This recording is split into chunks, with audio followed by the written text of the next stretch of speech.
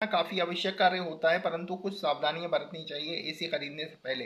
अगर बात करें तो मैं यहाँ नया एसी खरीदने की बात नहीं कर रहा हूँ, यहाँ मैं उनको पुराना एसी खरीदने की बात कर रहा हूँ। तो उनको कुछ स्टेप बाय स्टेप चेकलिस्ट जान लेनी चाहिए। अगर वो ये चेकलिस्ट समझ लेंगे तो उनके लिए काफ़ी बेनिफिट होगा।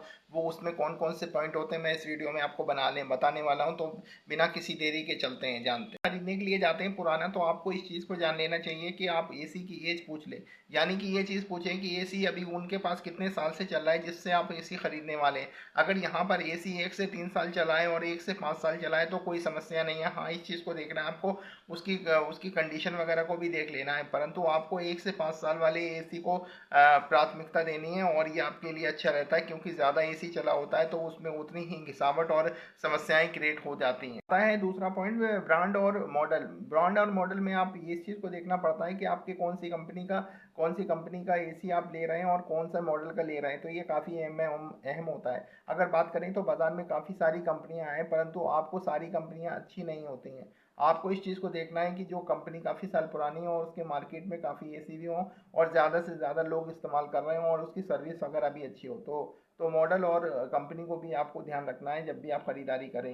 एलजी, सैमसंग वगैरह आपको अच्छी कंपनी मिल जाएंगी, बाकी भी और सारे ब्रांड हैं, परंतु इन कंपनियों की डिमांड ज़्यादा। बात करें तो पहले जो हमारे एसी आया करते थे वो हमारे सिंपल तरीके से एसी आते थे, जो कि एक नॉन इन्वर्टर एसी हुआ करते थे। अगर बात करें तो आज के समय में बिजली खपत ज़्यादा होने लगी है, तो लोग बिजली की बचत करने में काफ़ी काफ़ी योगदान कर रहे हैं। तो इस समय बिजली की बचत आपके इन्वर्टर एसी काफ़ी भूमिका निभा रहे हैं। यहाँ पर इन्वर्टर एसी नॉर्मल एसी से 50 से 60% मैक्सिमम बिजली की बचत करते हैं। तो आपको आपके पास यहाँ दो ऑप्शन आ जाते हैं कि आपको इन्वर्टर एसी लेना चाहिए या नॉन इन्वर्टर लेना चाहिए। अगर आपको अच्छी कंडीशन में मिल रहा है और वो कम साल चला हुआ है तो मेरे हिसाब से उनको इन्वर्टर एसी की तरफ चले जाना चाहिए। और उसमें अगर वारंटी वगैरह उनकी 1 साल की या 2 साल की एमसी वगैरह भी करवा रखी है तो आप इन्वर्टर एसी की तरफ जा सकते हैं। ये एक अच्छा चुनाव हो सकता है क्योंकि उसमें बिजली की बचत ज़्यादा होती है।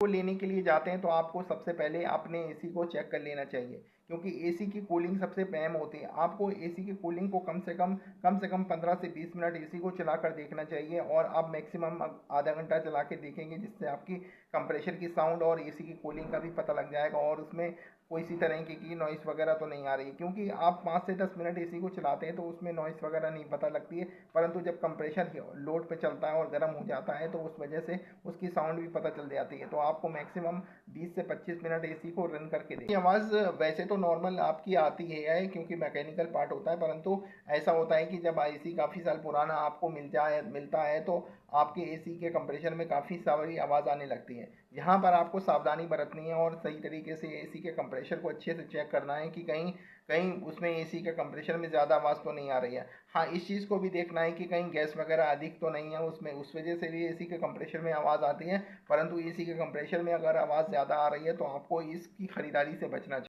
आप जब भी एसी खरीदारी करने के लिए जा रहे हैं तो लीकेज और रस्टिंग को भी चेक कर लेना चाहिए, क्योंकि एसी काफ़ी साल पुराना अगर आपको मिल रहा है तो उसमें लीकेज की संभावना भी अधिक रहती है और रस्टिंग के भी चांस ज़्यादा बढ़ जाते हैं, क्योंकि उसमें जंग वगैरह लगने का खतरा रहता है। लीकेज वगैरह अगर रस्टिंग आ रही है तो आपकी लीकेज बार बार हो सकती है, तो इससे आपका पैसा भी बर्बाद हो सकता है। तो इस तरीके से एसी का चुनाव ना करें। जब भी आप खरीदते हैं तो उस समय आपको इंस्टॉलेशन कॉस्ट को भी नोट कर लेना चाहिए।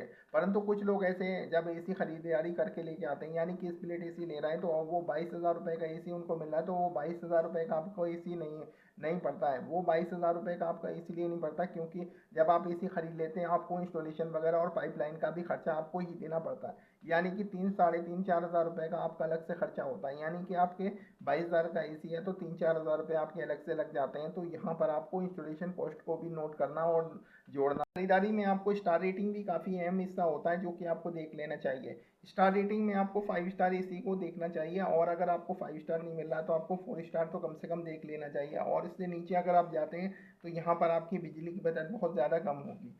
तो जितने ही स्टार होते हैं उतना ही आपका एसी महंगा मिलता है, परंतु आपको अगर पुराना एसी सही कंडीशन और सही बढ़िया कंडीशन में मिल रहा है तो आपको 5 स्टार ले लेना चाहिए, क्योंकि आपकी बिजली की बचत बहुत ज़्यादा इस एसी में। आपको एसी खरीदारी की कुछ चेक लिस्ट बताई हैं और काफ़ी पॉइंट बताए हैं। अगर आप एसी खरीद रहे हैं तो ये आपके काफ़ी लाभ देगा। तो यहाँ पर अगर आपको वीडियो अगर पसंद आए तो लाइक और शेयर करना। चलिए मिलते हैं।